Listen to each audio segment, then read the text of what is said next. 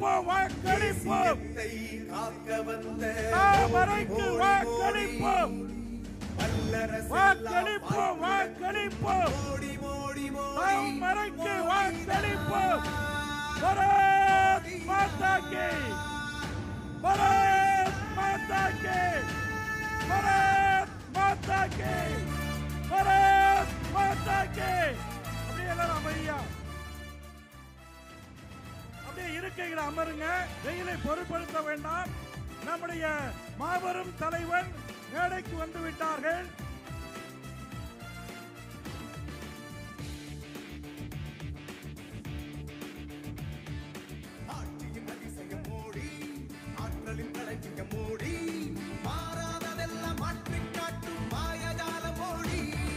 நம்முடைய பாதுகாப்புத்துறை அமைச்சர் அவர்கள் வந்து விட்டார்கள். சிங்க தமிழன் என்று சொல்வதை நீங்கள் கேட்டிருப்பீர்கள். ஒரு சிங்கம் போன்ற இந்திய தலைவனை முதல் முறையாக திருவாரூர் அல்ல தமிழ்நாடே பார்க்கிறது. எத்தனை பெரிய கம்பீரம், எத்தனை பெரிய தேஜஸ், எத்தனை பெரிய, அவரை பார்த்தாவே சோம்பல் சுருண்டு போய்விடும், தைரியம் பெருக்கெடுக்கும். அப்படிப்பட்ட மாபெரும் தலைவரை பற்றி ஒரு சிறு குறிப்பு. அதற்கு பிறகு வேட்பாளர்கள் 3 மணித்துளி பேசுவார்.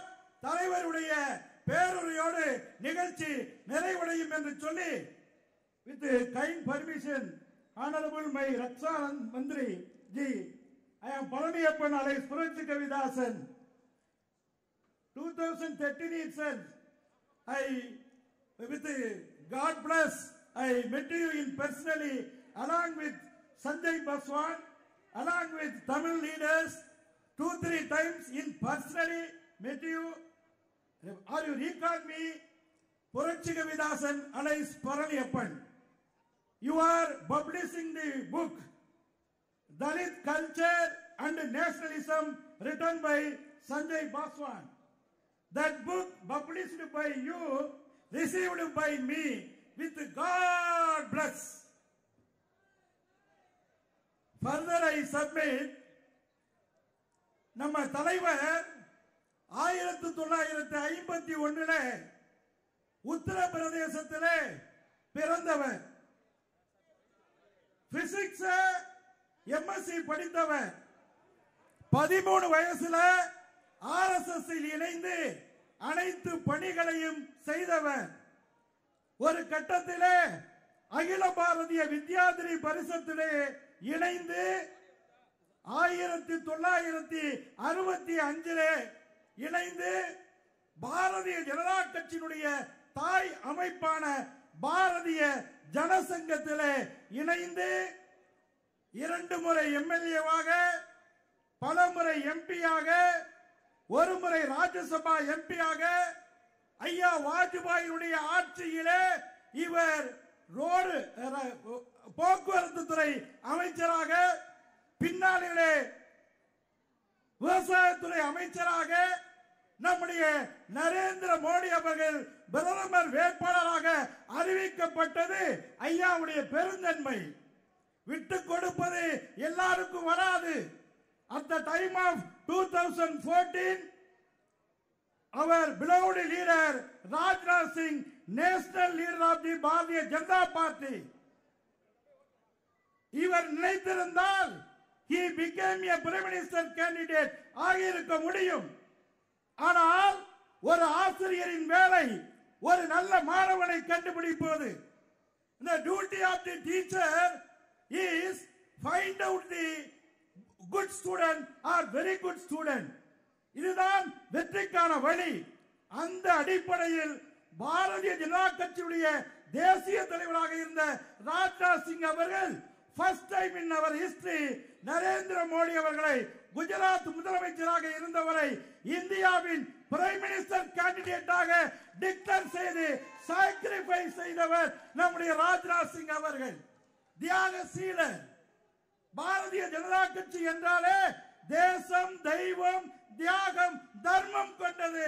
அதற்கு முன்னுதாரணமாக இருப்பவர் ராஜ்நாத் சிங் ஜி மாத்திரம் அன்றைக்கு நரேந்திர மோடியை கை காட்டி இருக்காவிட்டால் இன்றைக்கு இன்றைக்கு உலக நாயகனாக நரேந்திர மோடி உயர்ந்திருக்க முடியாது.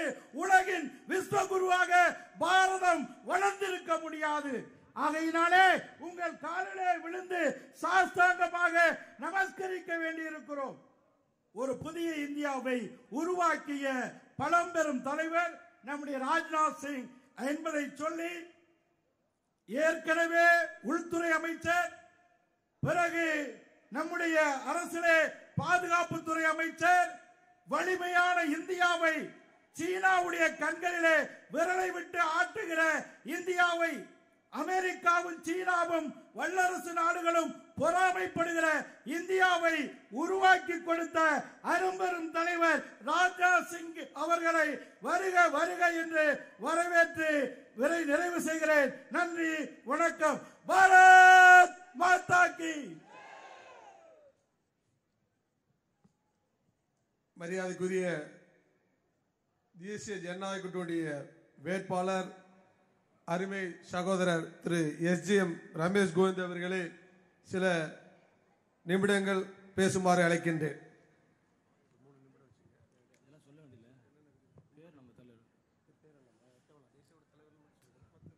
தென்றலாய், காவிரியாய், தேன்மணக்கும் பூங்காற்றாய், மனித குலத்தின் மாணிக்க சுடரலியாய், பாரதத்தின் மணிமகுடம் தாங்கிய மங்கா புகழ்பெற்ற மங்கள நாயகன் பாரத பிரதமர் மோடியையும், தன்னிகரில்லா தலைவர் தமிழகத்தினுடைய அன்பு அண்ணன் அண்ணாமலை அவர்களையும் வணங்கி, இன்றைக்கு இந்த சிறப்பு வாய்ந்த நமது நாகை நாடாளுமன்ற தொகுதியினுடைய பரப்புரை நிகழ்ச்சியிலே கலந்து கொண்டிருக்கிற அம்மா மக்கள் முன்னேற்ற கழகத்தினுடைய மாவட்ட செயலாளர் அன்பு அண்ணன் காமராஜ் அவர்களே, தமிழ் மாநில காங்கிரஸ் கட்சியினுடைய மாவட்ட செயலாளர் அண்ணன் குடவாசல் தினகரன் அவர்களே, பாட்டாளி மக்கள் கட்சியினுடைய திருவாரூர் வடக்கு மாவட்ட செயலாளர் அண்ணன் ஐயப்பன் அவர்களே, பாட்டாளி மக்கள் கட்சி திருவாரூர் தெற்கு மாவட்ட செயலாளர் வலங்கைமான் பால் அவர்களே, தமிழக மக்கள் முன்னேற்ற கழகத்தினுடைய வடக்கு மாவட்ட செயலாளர் கணேஷ் பாண்டியன் அவர்களே, அனைத்து இந்திய அண்ணா திமுக உரிமை மீட்பு குழுவினுடைய திருவாரூர் மாவட்ட செயலாளர் நாராயணசாமி அவர்களே, தமிழக மக்கள் முன்னேற்ற கழகத்தினுடைய திருவாரூர் மாவட்ட செயலாளர் ரஜினி பாண்டியன் அவர்களே, இந்திய ஜனநாயக கட்சியுடைய திருவாரூர் மாவட்ட செயலாளர் பன்னீர்செல்வம் அவர்களே,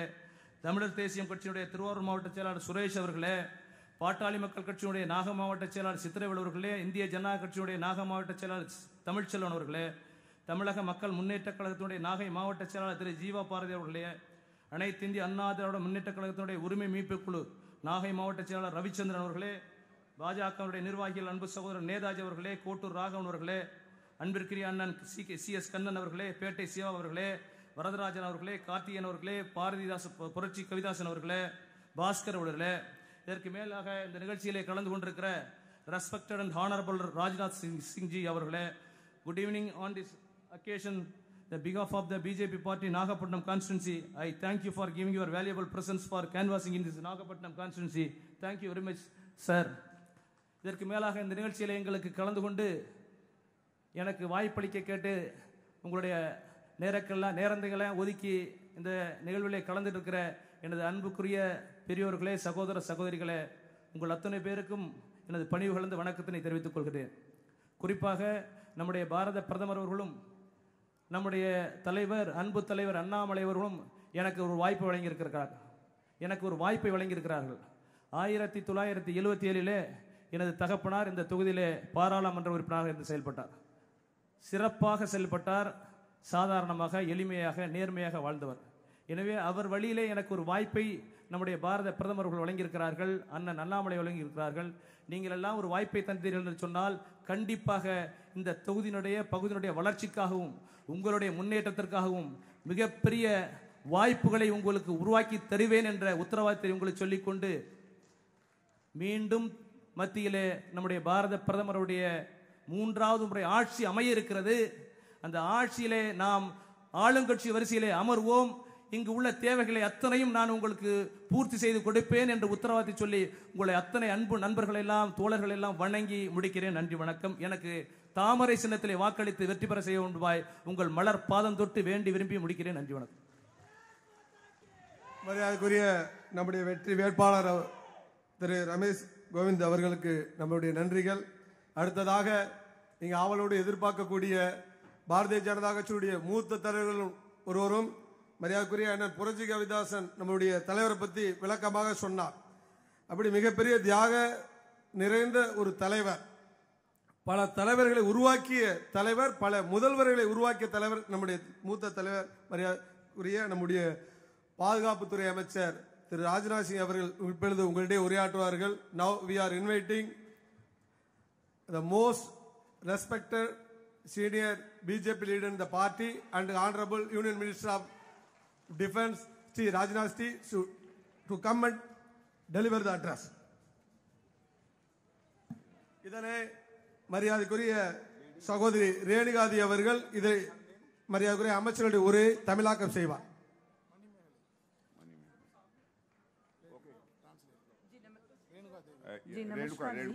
रेणुका देवी जी.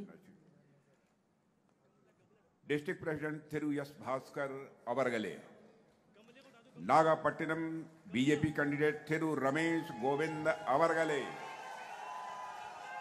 Thiru Kavidasan national council member Thiru Varadarajan अवरगले, शिरु यप्पन अवरगले, थिरु बालू अवरगले, थिरु कामराज अवरगले, थिरु दिनकरन अवरगले, थिरु नारायण स्वामी अवरगले, थिरु गणेश पांडियन अवरगले, थिरु रजनी पांडियन अवरगले, थिरु पनीर सेल्वम अवरगले, सहोदरा सहोदरी गले वड़क्कम.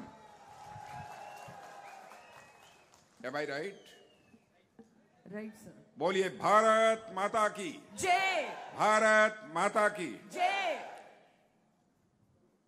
Friends, unfortunately I can't deliver my speech in Tamil, hence I will deliver my speech English and Hindi, and that will be translated by the Renuka Devi ji. Renuka ji. हाँ जी. Renuka.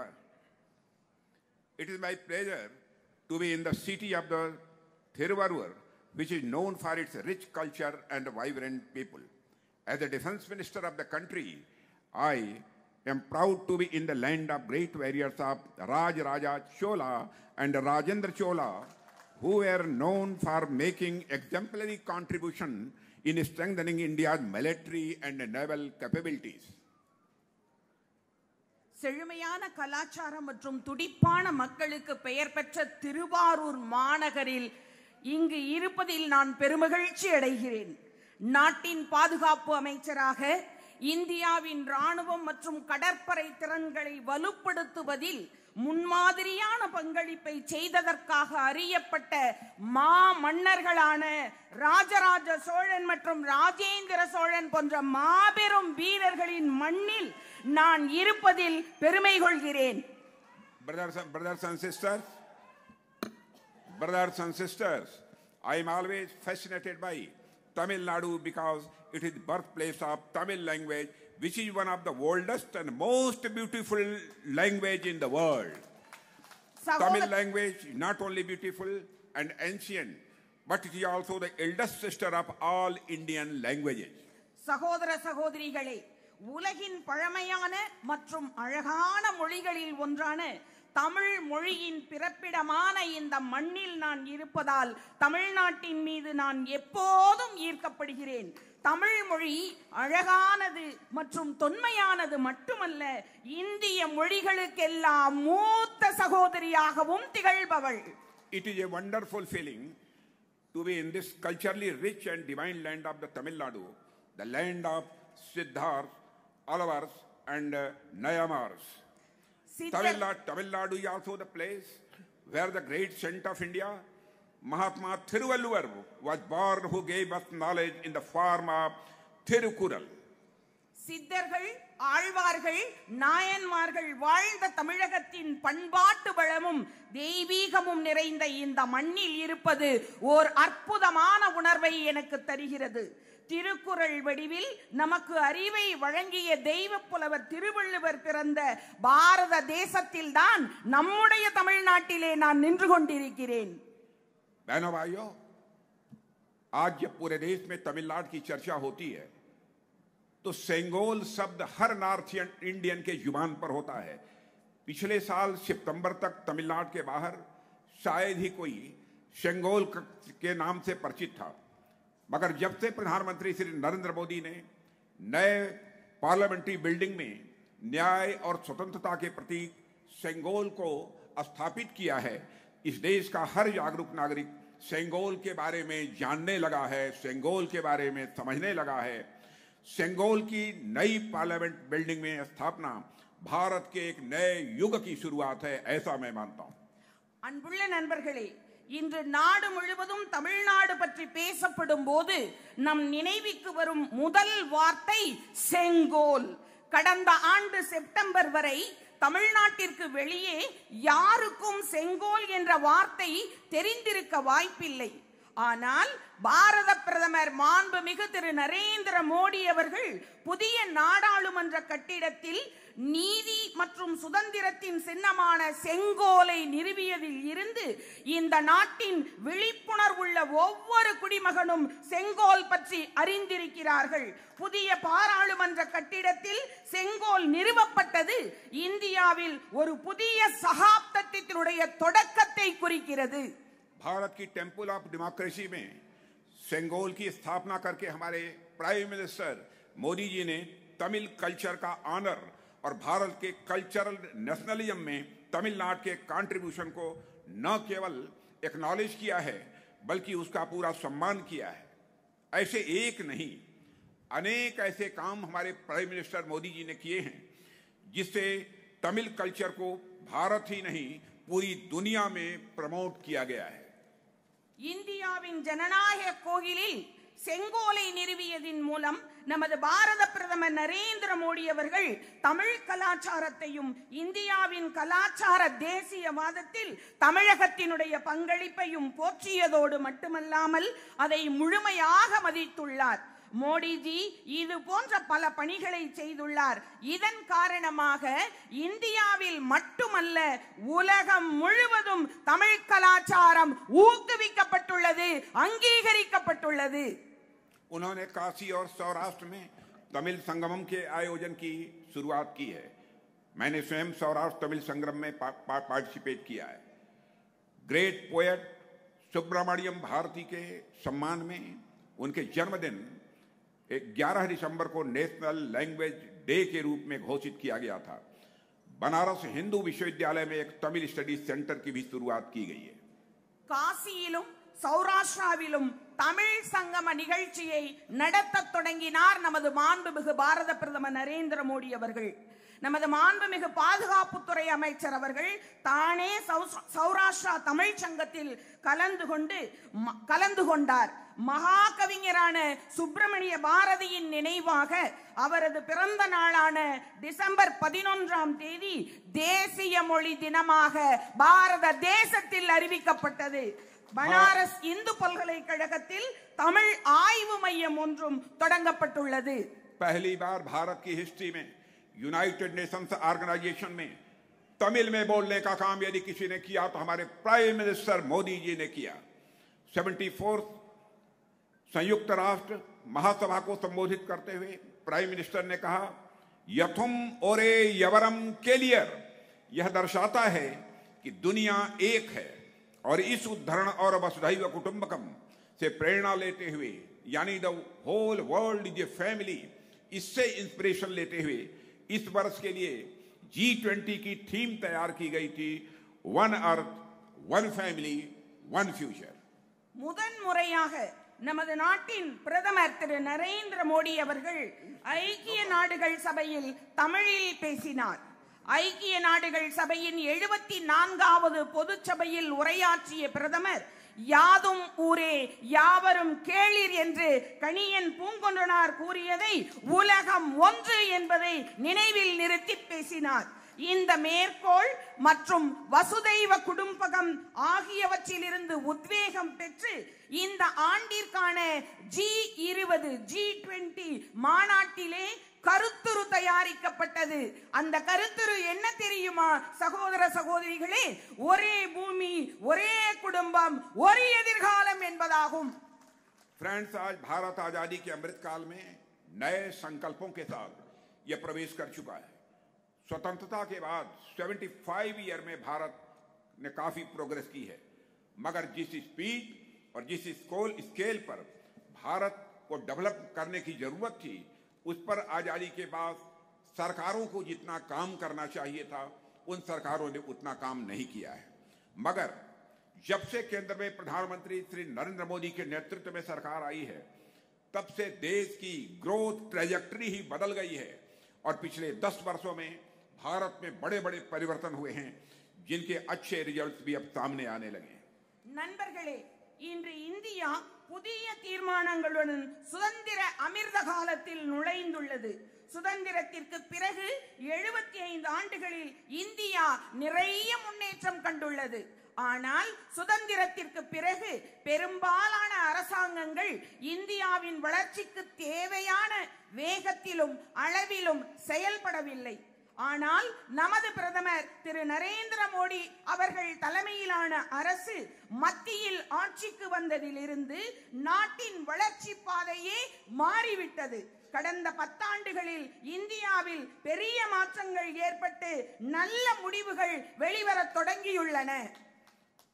Brothers and sisters, 2014 में हमारा यह भारत दुनिया के देशों में economy की size के मामले में, अर्थव्यवस्था के आकार के मामले में 11th पोजीशन पर था। लेकिन मोदी जी की सरकार बनने के बाद आज हमारा भारत दुनिया की टॉप 5 कंट्रीज में आकर खड़ा हो गया है और मैं पूरे कॉन्फिडेंस के साथ कह सकता हूं, और मैं ही नहीं, सारी दुनिया के इकोनॉमिस्ट भी यह दावा कर रहे हैं कि 2027 के प्रारंभ होते ही भारत दुनिया की टॉप 3 कंट्रीज में आकर खड़ा हो जाएगा। நமது இந்தியா நண்பர்களே, இன்று இந்தியா உலகின் 5வது பெரிய பொருளாதாரமாக இருப்பதை தவிர உலகின் மிக வேகமாக வளரும் பெரிய பொருளாதார நாடாகவும் மாறியுள்ளது. உலகம் முழுவதிலும் இருந்து இந்தியாவுக்கு முதலீடுகள் வருகின்றன. தமிழகத்திற்கும் ஏராளமான முதலீடுகள் வந்துள்ளன. இந்திய நாடு உலக அளவிலே நிச்சயமாக சைனாவிற்கு அடுத்து 2014ஆம் ஆண்டில் நாட்டின் 92% மொபைல் போன் உற்பத்தியில் முன்னணியில் திகழும் நாடாக நமது பாரத நாடு உருவாக்கப்பட்டிருக்கிறது. आज दुनिया की फास्टेस्ट ग्रोइंग लार्ज इकोनॉमी यह हमारा और आपका भारत बन गया है। मेरे बहने भाइयों, पहले मोबाइल 2014 के पहले देश में 92% मोबाइल विदेशों से हम इंपोर्ट करते थे, लेकिन आज हम 92% मोबाइल दुनिया को एक्सपोर्ट कर रहे हैं। நமது தேசம் இதுவரையிலும் 2014க்கு முன்பு மொபைல் போன் தளவாடங்களை எல்லாம் இறக்குமதி செய்யும் நாடாக இருந்த நிலையிலிருந்து மாறி நமது பாரத பிரதமர் பதவியேற்ற பின்பு 2014க்கு பின்னால் 92% மொபைல் போன்களின் உற்பத்தி செய்யக்கூடிய நாடாக இலக்கினை எட்டி இருக்கிறது நமது பாரத நாடு. भारत का डिफेंस मिनिस्टर होने के नाते मैं आपको यह जानकारी देना चाहता हूं, मेरे बहनों भाइयों, पहले टैंक, मिसाइल, तो गोले, फायर आर्म्स, यह सब सारी चीजें हम दुनिया के दूसरे देशों से इंपोर्ट करते थे। लेकिन आज आपको जानकर खुशी होगी कि भारत आज यह सारी चीजें भारत में बना रहा है, भारतवासियों के हाथों से बना रहा है, और अभी हाल में ही 21,000 करोड़ से अधिक का हमने एक्सपोर्ट करने में कामयाबी हासिल की है। நண்பர்களே, முன்பு சிறிய அளவிலான பாதுகாப்பு பொருட்களை கூட வெளியிலிருந்து இறக்குமதி செய்ய வேண்டியிருந்தது. இன்றைக்கு INS விக்ராந்த் போன்ற விமானம் தாங்கி போர்க்கப்பல்களை இந்தியாவில் மட்டுமே நாம் தயாரித்து வருகிறோம். நாம் உற்பத்தி செய்வது மட்டுமின்றி மற்ற நாடுகளுக்கும் பாதுகாப்பு பொருட்களை ஏற்றுமதி செய்து வருகிறோம்.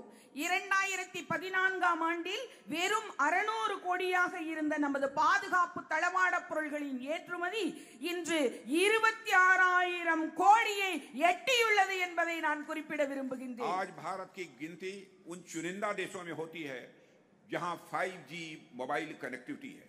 अभी 5G रोल आउट हो ही रहा है कि हमारे प्राइम मिनिस्टर ने 6G को रोल कराने की तैयारी प्रारंभ कर दी है।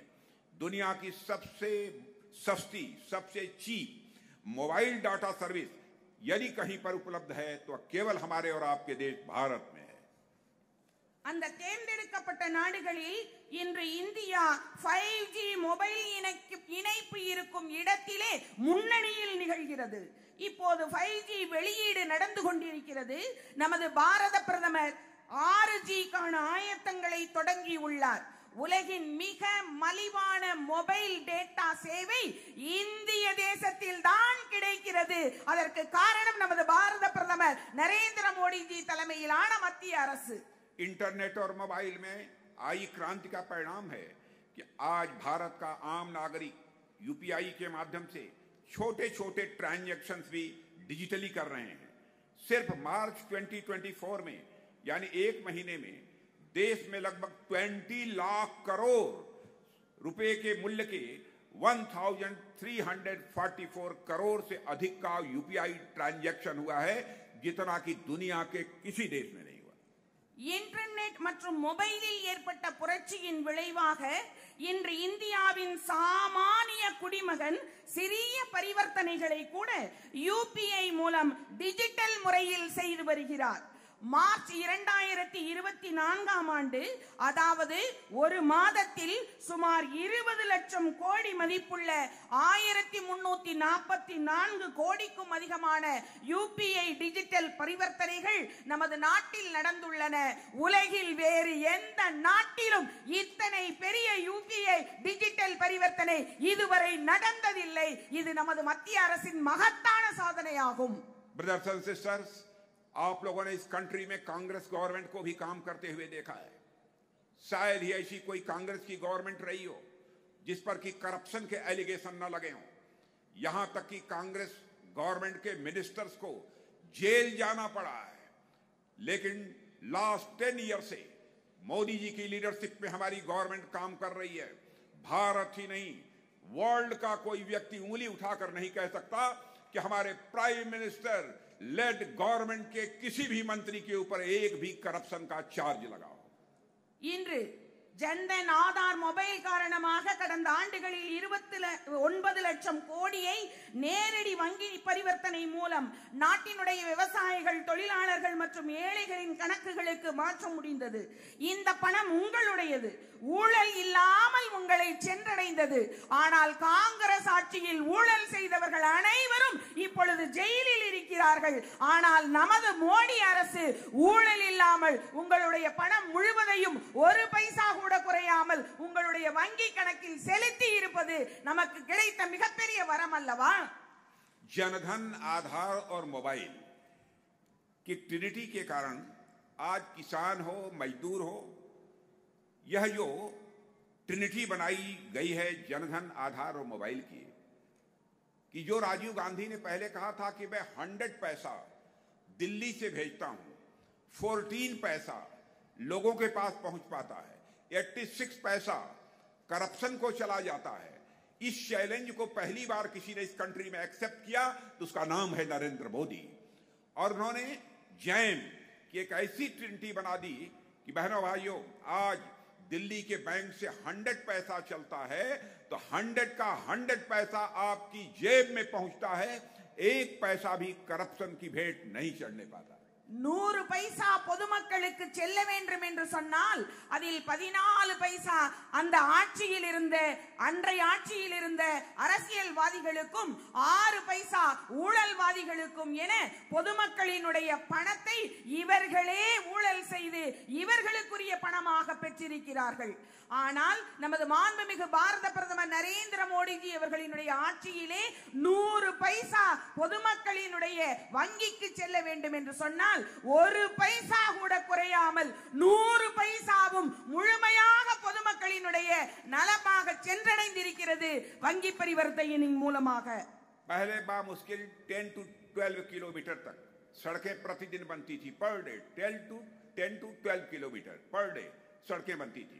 लेकिन आज आपको जानकर खुशी होगी, मोदी जी के प्राइम मिनिस्टर बनने के बाद पर डे 37 to 40 किलोमीटर सड़कें हमारे देश में बन रही हैं।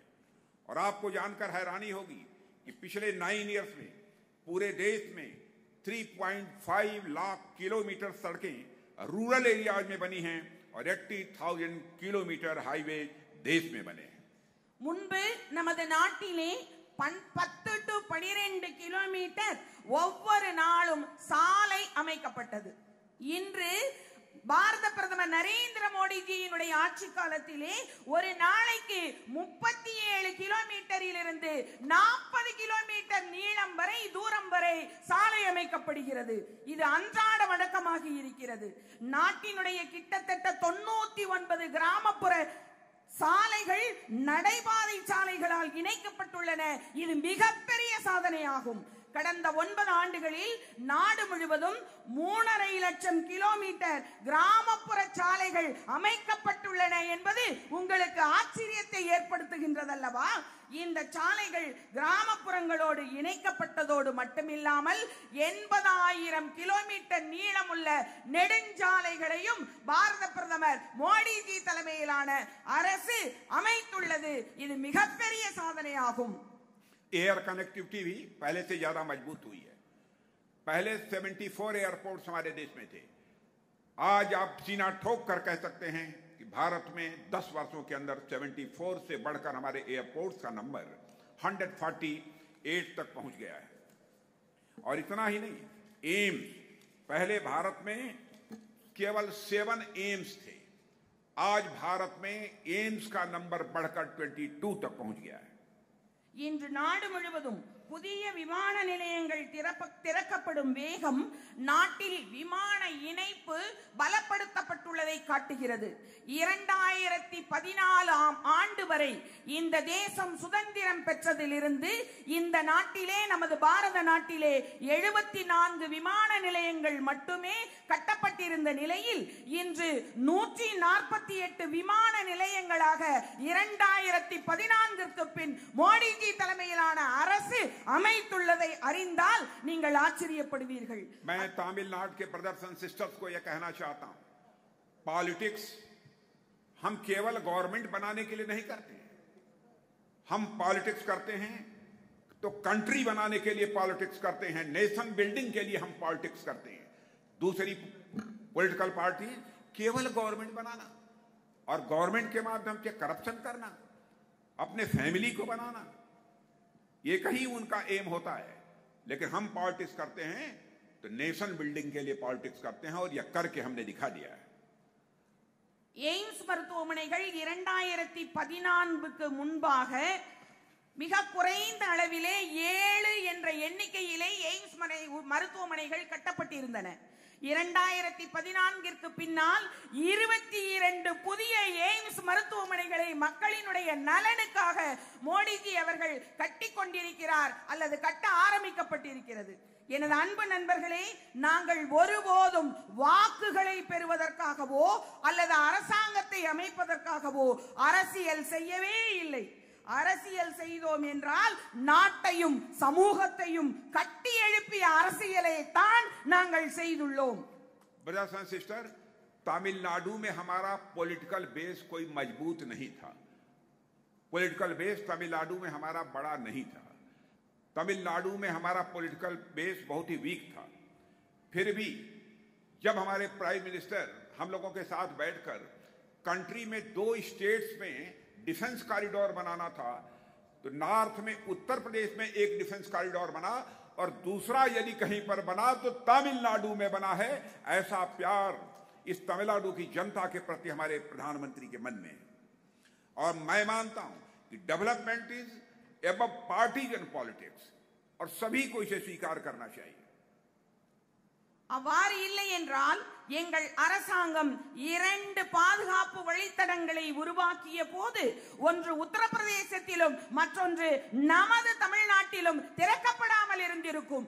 ஆனால் நாங்கள் உத்தரப்பிரதேசத்திலும் தமிழ்நாட்டிலும் வலுவான ஆட்சி அமையாத நிலையிலும் கூட தேசத்தின் வளர்ச்சிக்காக, மக்களின் நலனுக்காக, தமிழக மக்களின் மீது வைத்திருக்கக்கூடிய அளப்பரிய அன்பிற்காக இவற்றை நாங்கள் உருவாக்கி இருக்கிறோம். எங்களுடைய அரசியல் அடித்தளம் தமிழ்நாட்டில் அவ்வளவு வலுவாக இல்லை. ஆனால் நாங்கள் இங்கே ஒரு பாதுகாப்பு வழித்தடத்தை உருவாக்கினோம். நமது வளர்ச்சி என்பது கட்சி அரசியலுக்கு அப்பாற்பட்டது. ब्रदर्स एंड सिस्टर्स, हम तमिलनाडु में एक ऐसा इकोसिस्टम बना रहे हैं, इस देश का यूथ जॉब सीकर न केवल बने बल्कि इस देश का यूथ जॉब क्रिएटर बने, यह हमारी कोशिश है। और आपने देखा होगा कि इंडिपेंडेंट इंडिया में पहली बार 1,25,000 यह हमारे स्टार्टअप के रूप में नौजवान काम कर रहे हैं। यूनिकॉर्न्स के बारे में यदि आप जानना चाहते हैं तो यूनिकॉर्न्स का नंबर भी आज बढ़कर 125 हो गया है और हमारे स्टार्टअप का नंबर 1,25,000 हो गया है।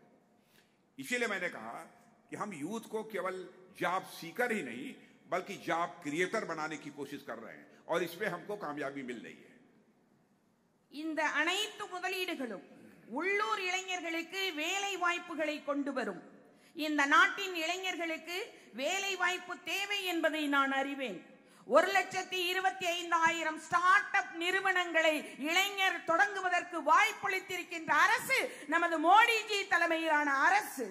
ஆனால் ஒவ்வொரு இளைஞரும் அரசு அல்லது தனியார் வேலை மட்டுமே செய்ய வேண்டும் என்பது அவசியம் இல்லை என்பதும் உண்மைதான். எனவே நாட்டில் ஒரு துடிப்பான ஸ்டார்ட் அப் கலாச்சாரமும் உருவாக்கப்பட்டுள்ளது. நமது பாரத தேசத்தினுடைய பெரும்பான்மையான மக்கள் தொகை இளைஞர்களை சார்ந்திருக்கிறது. அந்த இளைஞர்கள் வேலை தேடுபவர்களாக இல்லாமல் வேலை வழங்குபவர்களாக அவர்களை ஊக்குவித்து ஸ்டார்ட் அப் நிறுவனங்களை 1,25,000 என்ற அளவிலே தொடங்குவதற்கு ஊக்குவித்த அரசு பாரத பிரதமர் நரேந்திர மோடிஜி தலைமையிலான அரசு. இளைஞர்கள், நமது பாரத தேசத்தின் இளைஞர்கள் வேலை தேடுபவர்கள் அல்ல, வேலை வழங்குபவர்களாக அவர்களை நாம் உருவாக்கி இருக்கிறோம். मैं आपको अश्योर करना चाहता हूं, आपको विश्वास दिलाना चाहता हूं कि मोदी जी लेड गवर्नमेंट इस तमिलनाडु के डेवलपमेंट के प्रति पूरी तरह से कमिटेड हैं। हमें जो भी करना होगा हम तमिलनाडु का डेवलपमेंट करेंगे ताकि भारत की इकोनॉमी में जो भविष्य में और आगे तेजी के साथ बूम आने जा रहा है उसमें तमिलनाडु एक ग्रोथ इंजन का रोल प्ले कर सके, यह हमारे दिल की हसरत है। மோடிஜி தலைமையிலான மத்திய அரசு கடந்த 10 ஆண்டுகளில் தமிழகத்தினுடைய வளர்ச்சி, பாரத தேசத்தினுடைய வளர்ச்சி, நல்லாட்சி, ஒருங்கிணைந்த முன்னேற்றம் ஆகியவற்றில் காட்டிய அர்ப்பணிப்பு இந்த தேசத்தினுடைய பொருளாதார வளர்ச்சியை சுட்டிக்காட்டுகிறது. इसीलिए तो डिफेंस कॉरिडोर के अलावा PM Mitra mega textile park, Bengaluru Chennai expressway और चेन्नई के पास ही मल्टी मॉडल लॉजिस्टिक पार्क के कंस्ट्रक्शन को अप्रूवल और क्लियरेंस हमारी गवर्नमेंट ने दिया है। इन सब पर या तो काम शुरू हो गया है या जल्द ही काम शुरू हो जाएगा, आपको यकीन दिलाता हूं। மோடிஜி தலைமையிலான மத்திய அரசு தமிழகத்திற்கு பாதுகாப்பு வழித்தடத்தை கூடுதலாக வழங்கி இருப்பதோடு MITRA mega textile park, Bangalore Chennai விரைவு சாலை மற்றும் சென்னைக்கு அருகிலே பல்வேறு விதமான மாதிரி தளவாட பூங்கா அமைக்க ஒப்புதல் மற்றும் அனுமதியை வழங்கியுள்ளது. இவை அனைத்திற்கும் பணிகள் தொடங்கப்பட்டுள்ளன அல்லது விரைவில் பணிகள் தொடங்கப்பட்டுள்ளன. தமிழ்நாட்டின் அபிவிருத்தியே எங்களின் முன்னுரிமை. डेवलपमेंट, गुड गवर्नेंस और ऑल राउंड प्रोग्रेस के लिए जो कमिटमेंट पिछले 10 सालों में हमारे प्राइम मिनिस्टर ने दिखाया है वह पिछले 7 डिकेड्स में मैं कॉन्फिडेंस के साथ कह सकता हूं किसी प्राइम मिनिस्टर ने नहीं दिखाया है।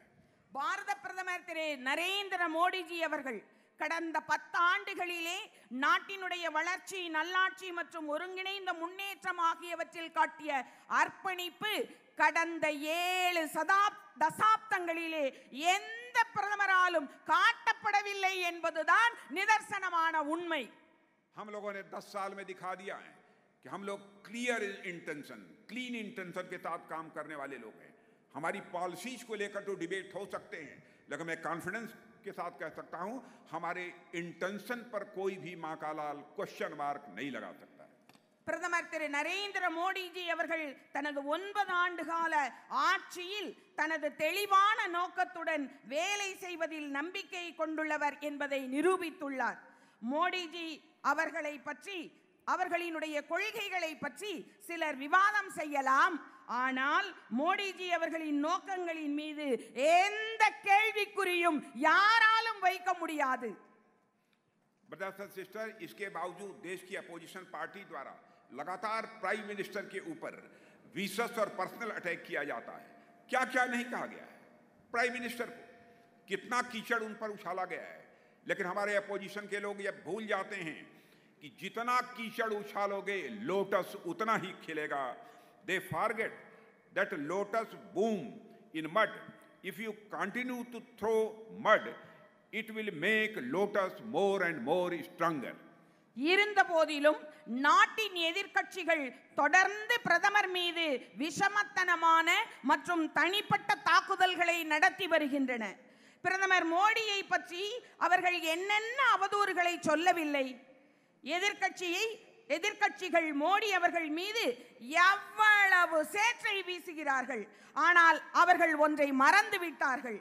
எதிர்க்கட்சியினர் எவ்வளவு சேற்றை மோடியின் மீது வாரி வாரி இறைக்கிறார்களோ அவ்வளவு தாமரை இந்த மண்ணில் மலரும் என்பதை அவர்கள் மறந்து விட்டார்கள். अभी तक तो इलेक्शन कैंपेन की मेरे बहने भाइयों ये शुरुआत हुई है, लेकिन इंडी अलायंस के लोग बीजेपी और एनडीए पर हमला करते करते हिंदू रिलीजन पर भी का भी अपमान करने में वह रंच मात्र संकोच नहीं करते। कहते हैं जिस शक्ति में हिंदू धर्म की आस्था होती है उन्हें उस शक्ति का विनाश करना है। हिंदू धर्म में शक्ति किसे कहते हैं यह तमिलनाडु का हर व्यक्ति जानता है। यहाँ कोट्टई मरियम्मन मंदिर के ऊपर ठीक सामने लिखा है ओम शक्ति। माँ मारी अम्मन यहाँ की शक्ति है मेरे बहनों भाइयों। माँ मारी अम्मन यहाँ की शक्ति है। तमिलनाडु में शक्ति कांची कामाक्षी हैं, यहाँ शक्ति मदुरई मीनाक्षी हैं। हिंदू धर्म में शक्ति का मतलब होता है मातृशक्ति, नारी शक्ति।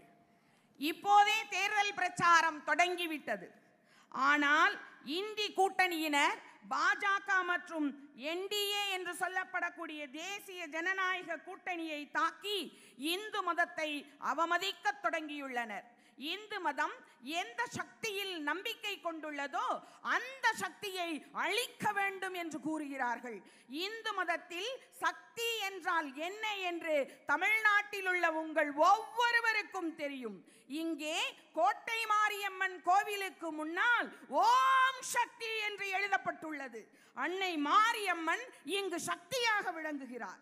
தமிழ்நாட்டின் சக்தியாக காஞ்சி காமாட்சியும் மதுரையிலே மீனாட்சியும் சக்தியின் வடிவமாக திகழ்கிறார்கள்.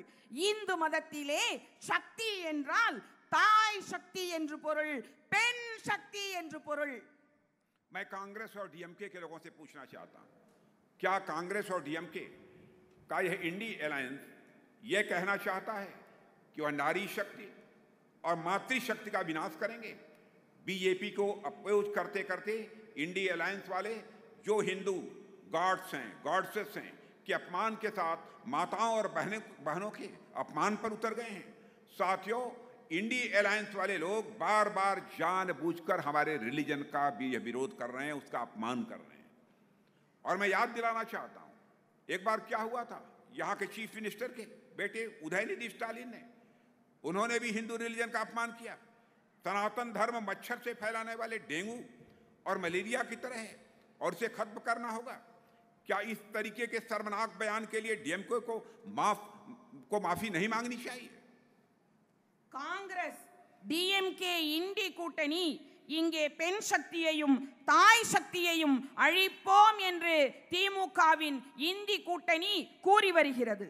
பாஜகவை என்டிஏ கூட்டணியை எதிர்க்கும் போது இந்தி கூட்டணி உறுப்பினர்கள் நமது தாய்மார்கள் மற்றும் சகோதரிகளை அவமதிப்பதோடு இந்து கடவுள்களையும் தெய்வங்களையும் அவமதித்துள்ளனர். இதற்கு தாய்மார்களும் சகோதரிகளும் தகுந்த பதில் தர வேண்டும். நண்பர்களே, இந்தி கூட்டணியில் உள்ளவர்கள் மீண்டும் மீண்டும் வேண்டுமென்றே இந்து மதத்தை அவமதிக்கிறார்கள். इन्होंने तमिल कल्चर के प्रतीक सेंगोल की संसद में स्थापना का भी इन्होंने विरोध किया था। सेंगोल को जब स्टैब्लिश किया जा रहा था उसका भी विरोध किया था। और पवित्र सेंगोल यहाँ के मठों से जुड़ा हुआ है, इसलिए ये जानबूझकर उसका भी अपमान कर रहे हैं। इंडी अलायंस के लोग महिलाओं के साथ कैसा व्यवहार करते हैं, तमिलनाडु इसका साक्षी रहा है। आपको याद होगा जब जयललिता जी जीवित थी तब डीएमके के लोगों ने उनके साथ कैसा बिहेव किया था। यही डीएमके का रियल फेस है। இங்கு முதல்வர் ஸ்டாலினின் மகன் உதயநிதி ஸ்டாலினும் இந்து மதத்தை அவமதித்துள்ளார். உதயநிதி கூறியிருந்தார், சனாதன தர்மம் என்பது டெங்கு, மலேரியா போன்ற கொசுக்களால் பரவும், அதை ஒழிக்க வேண்டும் என்று. இப்படிப்பட்ட வெட்கக்கேடான அறிக்கைக்கு திமுகவை மன்னிக்க வேண்டுமா என்ன? தமிழ் கலாச்சாரத்தின் அடையாளமான செங்கோல் சிலையை நாடாளுமன்றத்தில் நிறுவுவதற்கு எதிர்க்கட்சியினர் எதிர்ப்பு தெரிவித்தார்கள். புனித செங்கோல் இங்குள்ள மடங்களுடன் தொடர்புடையது. அதனால்தான் அவர்களையும் வேண்டுமென்றே அவமதிக்கிறார்கள். इसीलिए ये लोग पार्लियामेंट में वीमेन रिजर्वेशन बिल का भी विरोध करते हैं। इसलिए तमिलनाडु की माताओं बहनों के खिलाफ अपराध बढ़ रहे हैं। आने वाली 19 अप्रैल को यहाँ की एक वीमेन फोर्स को डीएमके के इस एंटी वुमेन माइंडसेट के खिलाफ वोट करके उनको सजा देनी है। मैं यह अपील आप सबसे करना चाहता हूँ। जब भी मैं तमिलनाडु आता हूँ, मैं जया अम्मा को याद करता हूँ।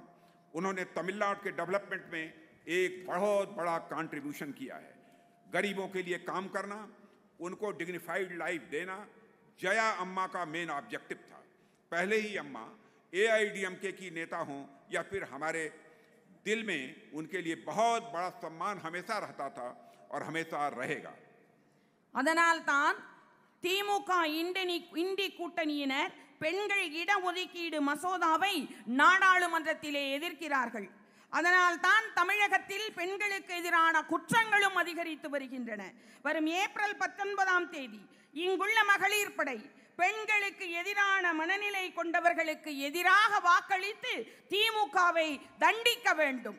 நான் எப்போது தமிழகம் வந்தாலும் அப்போதெல்லாம் எனக்கு ஜெயா அம்மா அவர்கள் ஞாபகம்தான் வரும். தமிழகத்தின் வளர்ச்சிக்கு பெரும் பங்காற்றியவர் அவர். ஏழைகளுக்காக உழைக்க வேண்டும், ஏழைகளுக்கு கௌரவமான வாழ்க்கையை வழங்குவதே ஜெயா அம்மாவின் முக்கிய நோக்கமாக இருந்தது. அதிமுகவின் தலைவராக அம்மா இருந்தாலும் அவர் மீது எங்கள் நெஞ்சில் மிகுந்த மரியாதை இருந்தது, இப்போதும் இருக்கிறது, எப்போதும் இருக்கும்.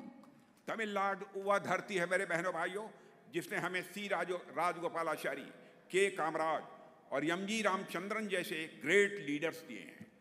चाहे कॉन्स्टिट्यूशन की बात हो, पॉलिटिक्स में ऑनेस्टी की बात हो, या फिर उनकी मिड डे मील्स जैसी रिवॉल्यूशनरी वेलफेयर स्कीम्स हो, ये सारे लीडर्स हमारे लिए बहुत ही बड़े एक सोर्स ऑफ इंस्पिरेशन रहे हैं। தமிழ்நாடு நமக்கு சி ராஜகோபாலாச்சாரி, பெருந்தலைவர் காமராசர் மற்றும் டாக்டர் எம்ஜி ராமச்சந்திரன் போன்ற மாபெரும் தலைவர்களை வழங்கிய மண் இந்த தமிழக மண். அரசியலமைப்பு சட்டமாக இருந்தாலும் சரி, அரசியலில் நேர்மையாக இருந்ததிலும் சரி, மதிய உணவு போன்ற அவர்களின் புரட்சிகரமான மக்கள் நல திட்டங்களானாலும் சரி, இந்த தலைவர்கள் அனைவரும் நமக்கு பெரிய உத்வேகத்தை அளித்திருக்கின்றார்கள். उन्हीं की तर्ज पर मोदी जी सोसाइटी के वीकर सेक्शन के लिए एम्पावरमेंट का काम कर रहे हैं। तमिलनाडु में लाखों फिशरमैन रहते हैं। कांग्रेस की सरकारों के समय न जाने कितने फिशरमैन श्रीलंका द्वारा अरेस्ट किए गए, कई बार तो उनको अपनी जान भी गंवानी पड़ी, मगर पहली बार देश में एक ऐसी सरकार आई जो श्रीलंका के साथ अच्छे डिप्लोमेटिक रिलेशंस को फिशरमैन कम्युनिटी को रिलीफ देने में उसका पूरा यूज किया था। लेकिन कांग्रेस ने इस देश में कई ऐसे ब्लंडर्स किए हैं जिसकी हैवी प्राइस भारत को देनी पड़ी है और हमारी फिशरमैन कम्युनिटी को भी देनी पड़ी है। நமது பிரதமர் மோடி அவர்களும் கூட நமது தமிழ்நாட்டின் பெரும் தலைவர்களால் ஈர்க்கப்பட்டிருக்கிறார். அந்த தலைவர்களின் வழியில் மோடிஜி சமூகத்தின் நலிந்த பிரிவினருக்கு அதிகாரமளிக்க பாடுபட்டு கொண்டிருக்கிறார். தமிழகத்திலே லட்சக்கணக்கான மீனவர்கள் வாழ்கின்றனர். காங்கிரஸ் ஆட்சியில் எத்தனை மீனவர்கள் இலங்கையால் கைது செய்யப்பட்டார்கள் என்பது நம் எல்லோருக்கும் தெரியும். பல சமயங்களில் மீனவ சகோதரர்கள் தங்களுடைய இன்னுயிரையும் இழக்க நேரிட்டிருக்கிறது. ஆனால் நமது பாரத பிரதமர் நரேந்திர மோடிஜி தலைமையிலான அரசு இலங்கையுடனான நல்ல ராஜதந்திர உறவை பயன்படுத்தி மீனவர் சமூகத்திற்கு நிவாரணம் வழங்கும் விதமாக நமது நாட்டில் முதன்முறையாக மீனவர் நலம் பேணும் அரசாக நமது மோடிஜியினுடைய அரசு திகழ்ந்து கொண்டிருக்கிறது. ஆனால் காங்கிரஸ் இந்த நாட்டிலே பல பெரிய பிரச்சனைகளை உருவாக காரணமாக இருந்திருக்கிறது. அவர்கள் மிகப்பெரிய தவறுகளை செய்திருக்கிறார்கள். அதற்காக இந்தியாவும் நமது மீனவர் சமூகமும் பெரும் விலையை கொடுக்க வேண்டியிருந்தது. Brothers and sisters, श्रीलंका में तमिलों के साथ हुए इनजस्टिस, कचाथीवू आइलैंड की कोई नुकसान और फिशरमैन कम्युनिटी के साथ जो मुसीबत आती है उसके लिए डीएमके और कांग्रेस पूरी तरह से जिम्मेदार रहे। इंडी अलायंस की कांग्रेस ने भारतीय तमिल फिशरमैन का कचाथीवू द्वीप श्रीलंका को भेंट दे दिया। किस मुंह से ये लोग तमिल राइट्स और उनके लिए फाइट करने की बात करते हैं। और मैं कह सकता हूं कि आज तमिलनाडु में लॉ एंड ऑर्डर की सिचुएशन भी बद से बदतर हो चुकी है।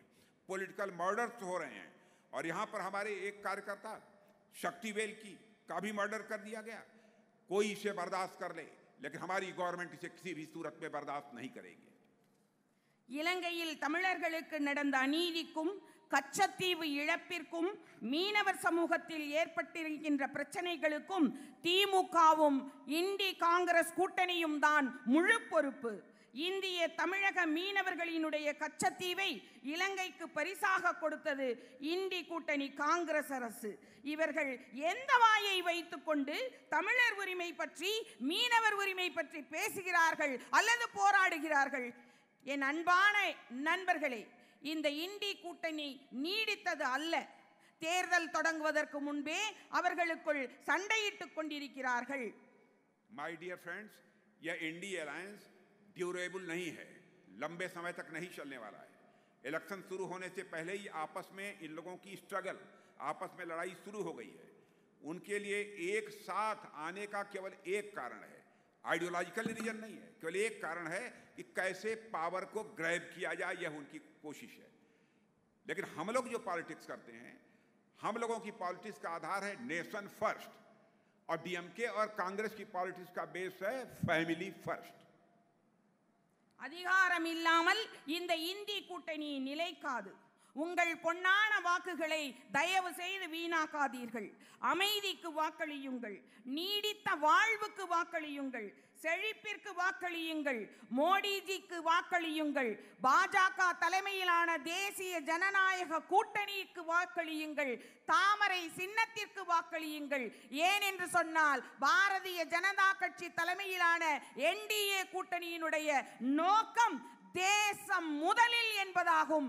இந்த திமுக இண்டி காங்கிரஸ் கூட்டணியினுடைய நோக்கம் குடும்பம் முதன்மையானது என்பதாகும். எனவே தயவு செய்து யோசித்து பாரதிய ஜனதா கட்சி என்டிஏ கூட்டணிக்கு உங்களுடைய பொன்னான வாக்குகளை தாமரை சின்னத்தில் வழங்குமாறு வேண்டுகிறேன். हमारे पास भारत के डेवलपमेंट का विजन है, हमारे पास मिशन है, हमारे पास मोदी जैसा लीडर है। मैं उनसे पूछना चाहता हूं उनके पास क्या है? न एनर्जी है, न आपस में इस अलायंस में सिनर्जी है। இந்தியாவின் வளர்ச்சிக்கான தொலைநோக்கு பார்வையும் நோக்கமும் நமது பாரதிய ஜனதா கட்சி என்டிஏ கூட்டணிக்கு இருக்கிறது. மோடி போன்ற ஒப்புயர்வற்ற தலைவர் நமது கட்சியிலே இருக்கிறார். எதிர்கட்சியினரிடம் அப்படிப்பட்ட உன்னதமான ஒப்புயர்வற்ற ஊழல் கரைபடியாத ஒரு தலைவர் இருக்கிறாரா என்பதை நீங்கள் யோசித்து பாருங்கள். Brothers and sisters, our Prime Minister is like Madurai Veeran, and our State President Annamalai is very dynamic and popular leader of this Tamil Nadu. நமது தேசத்தினுடைய ஒப்புயர்வற்ற நமது பாரத பிரதமர் நரேந்திர மோடிஜி எப்படி இருக்கிறாரோ அதை போல நமது தமிழகத்திலே அண்ணாமலைஜி என்ற ஒப்புயர்வற்ற தலைவர் இருக்கிறார். Hence I would like to appeal, vote for peace, vote for durability, vote for prosperity, vote for Modi and vote for BJP led NDA. நீங்கள் தயவு செய்து அமைதிக்கு வாக்களியுங்கள், தேசத்தின் வளர்ச்சிக்கு வாக்களியுங்கள், மோடிஜிக்கு வாக்களியுங்கள், தாமரை சின்னத்தில் வாக்களியுங்கள். और मैं अंत में आप सबसे यही निवेदन करना चाहूंगा कि हमारे रमेश गोविंद अबरगले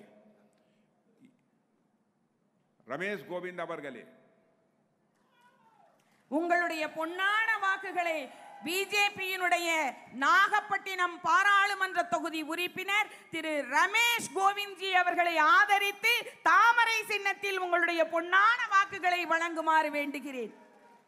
और मुझे इस बात की खुशी है कि मुझे सपोर्ट करने की अपील करने के पहले ही आप लोगों ने क्लैपिंग कर दी, यानी आप बीजेपी के इंडिकेशन को तमिलनाडु की जनता अच्छी तरह समझती है। इसलिए मैं पूरी तरह से कॉन्फिडेंट हूं कि इस बार के चुनाव में बीजेपी लेड एनडीए को यहां पर मोर देन 50% सीटें पर विजय प्राप्त होकर रहेगी.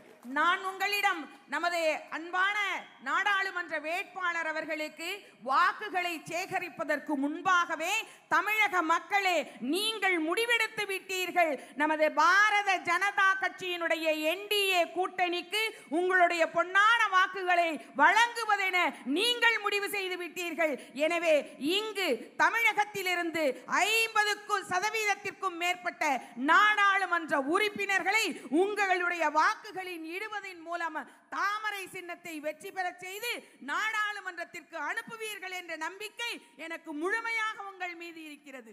बोलिए भारत माता की. Thank you very much. நன்றி.